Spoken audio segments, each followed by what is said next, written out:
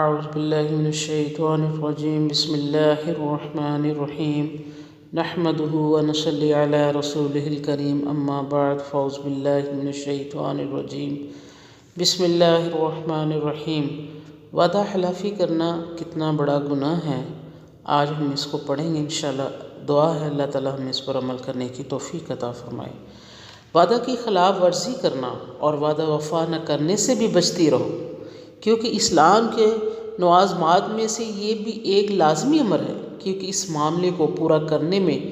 تو بھی یہ آدمی کی مسئلہ ہی ہے۔ اللہ تعالیٰ نے فرمایا وَأَوْفُوا بِالْعَهْدِ إِنَّ الْعَهْدَ كَانَ مَسْئُولًا، اور وعدہ پورا کرو کیونکہ قول و قرار کی باز پرس ہونے والی ہے۔ اللہ تعالیٰ کے ایک اور فرمان گرامی اس طرح ہے یا ایھا الذین آمنوا اوفوا بالعقود، اے ایمان والو عہد و پیمان پورا کرو۔ سیدنا عبداللہ بن عباس رضی اللہ تعالیٰ عنہ فرماتے ہیں ان عہد و پیمان سے مراد وہ سب چیزیں ہیں جنہیں اللہ تعالیٰ نے حلال و حرام کر رکھا ہے اور جنہیں فرض کر رکھا ہے اور جو اس نے حد مقرر فرمائی ہیں۔ اس طرح امام مجاہد رضی اللہ تعالیٰ عنہ اور دیگر ائمہ نے فرمایا ہے۔ اسی وجہ سے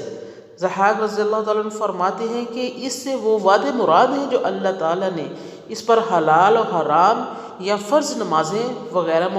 مقرر کر دی ہیں۔ ابن جریر کے قول سے یہ زیادہ بہتر اقوال ہے جو سمجھتے ہیں کہ یہ وعدے اہل کتاب کے بارے میں ہیں، یعنی اے وہ لوگوں جو سابقہ کتب پر ایمان لائے ہو، جو وعدے تم سے محمد صلی اللہ علیہ وسلم کی بابت لیے گئے تھے انہیں پورا کرو۔ اگرچہ تفسیر بھی آیت کریمہ ہی سے لی گئی ہے۔ اللہ تعالیٰ کا یہ فرمان ہے وَإِذَا أَخَذَ اللَّهُ مِيثَاقَ الَّذِينَ أُوتُوا الْكِتَابَ لَتُبَيِّنُنَّهُ لِلنَّاسِ،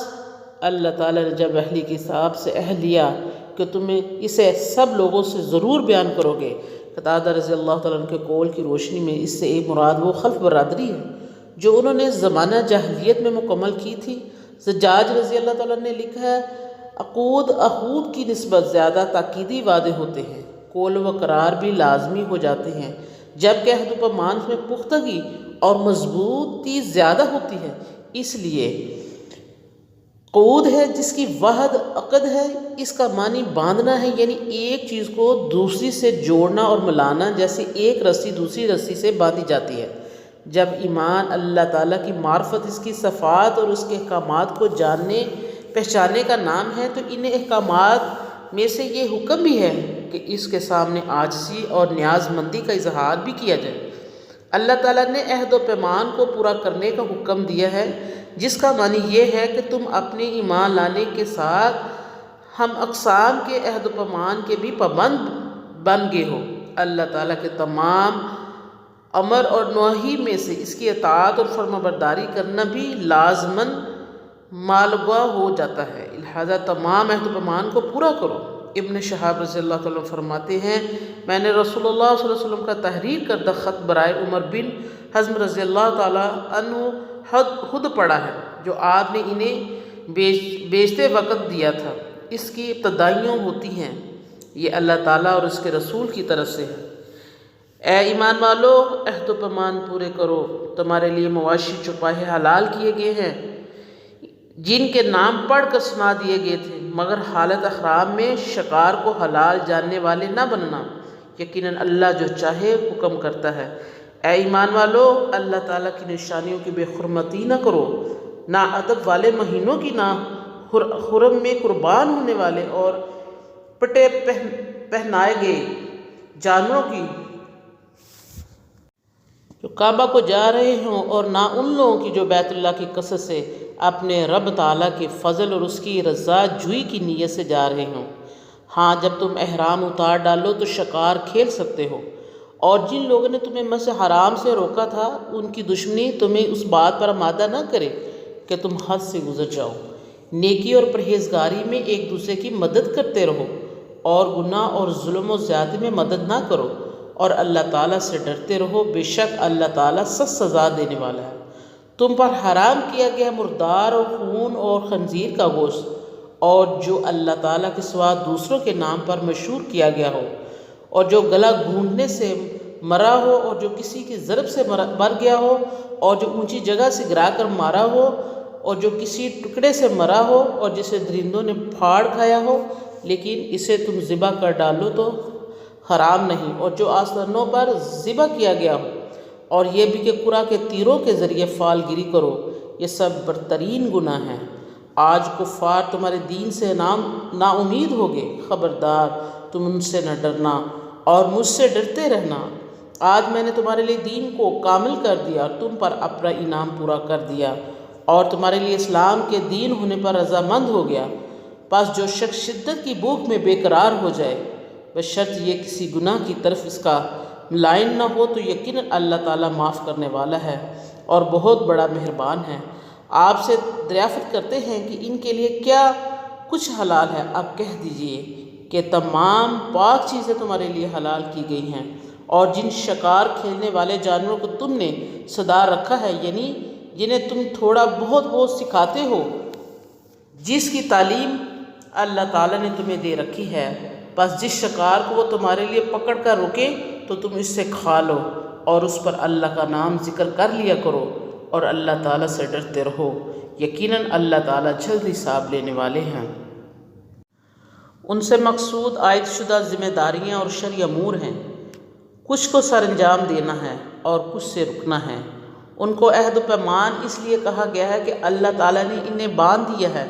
حتمی قرار دیا ہے اور پختہ فرما دیا ہے، ان کو کسی طرح ڈھیلا یا کھلا نہیں جا سکتا۔ اور یہ معنی بھی مراد لیا گیا ہے کہ ان سے مراد وہ عہد و پیمان ہے جو لوگ آپس میں ایک دوسرے سے طے کرتے ہیں، اور ہم نے جس معنی مراد کو اختیار کیا ہے اس کی دلیل یہ ہے کہ یہ الفاظ عام ہیں۔ رسول اللہ صلی اللہ علیہ وسلم نے ارشاد فرمایا، 4 نشانیاں جس میں بھی پائی جائیں وہ پکا منافق ہوگا، اور جس میں ان میں سے صرف ایک پائی جائے گی ان میں نفاق کی صرف ایک نشانی پائی جائے گی، حتیٰ کہ اسے چھوڑ دے، جب بات کرے تو جھوٹ بولے، اور جب کسی امانت کا امین بنایا جائے تو خیانت کرے، اور جب وعدہ کرے تو بے وفائی کرے، اور جب جھگڑا کرے تو گالی دے۔ رسول اللہ صلی اللہ علیہ وسلم کے حدیث مبارکہ ہے، قیامت کے روز ہر دھوکہ باز کے لیے ایک جھنڈا ہوگا، اعلان کیا جائے گا یہ فلاں کا دھوکہ بازی ہے۔ رسول اللہ صلی اللہ علیہ وسلم کا فرمان گرامی ہے، اللہ تعالیٰ فرماتا ہے قیامت کے دن میں 3 آدمیوں سے خود جھگڑا کروں گا، ایک وہ آدمی جسے میرے نام پر دیا گیا پھر اس نے بے وفائی اور عہد شکنی کر لی، دوسرا وہ آدمی جس نے کسی آزاد آدمی کو بیچا اور اس کی قیمت کھا گیا، اور تیسرا وہ آدمی جس نے کسی مزدور کو اجرت پر رکھا، اس سے کام تو پورا لے لیا لیکن اسے اس کی مزدوری ادا نہ کی۔ رسول اللہ صلی اللہ علیہ وسلم نے فرمایا، جس نے اللہ تعالیٰ کی اطاعت سے اپنا ہاتھ پیچھے کھینچ لیا وہ قیامت کے دن اللہ تعالیٰ سے ایسی قسم پرسی کی حالت میں ملے گا کہ اس کے پاس کوئی حجت اور دلیل نہیں ہوگی۔ اور جو آدمی اس حال میں مر گیا کہ اس کی گردن میں بیعت نہ ہوئی تو وہ جاہلیت کی موت مر گیا۔ رسول اللہ صلی اللہ علیہ وسلم کی اس حدیث مبارکہ سے یہ بات عیاں ہو رہی ہے، 3 آدمی ایسے ہوں گے جن سے اللہ تعالیٰ قیامت کے روز کلام بھی نہیں فرمائے گا اور نہ انہیں پاک صاف فرمائے گا،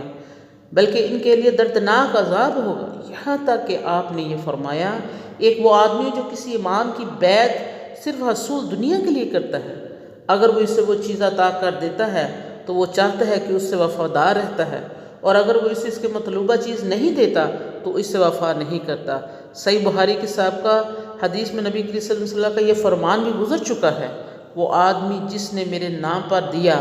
پھر خود ہی بے وفائی اور عہد شکنی کر لی، جو اطاعت سے دستکش ہو جائے۔ نبی کریم صلی اللہ علیہ وسلم کا فرمان ہے، جو آدمی یہ پسند کرتا ہے کہ آگ سے بچا لیا جائے اور جنت میں داخل کر دیا جائے تو اسے اس حال میں موت آنی چاہیے کہ وہ اللہ تعالیٰ اور آخرت پر ایمان رکھتا ہو، اور وہ لوگوں کے ساتھ وہی سلوک کرے جو اپنے لیے چاہتا ہے، اور جس نے کسی امام کی بیعت کی اور اس نے اسے اپنی بیعت کر لیا اور اپنی محبت دے دی تو اسے چاہیے کہ اس کی استطاعت بر اطاعت کرے،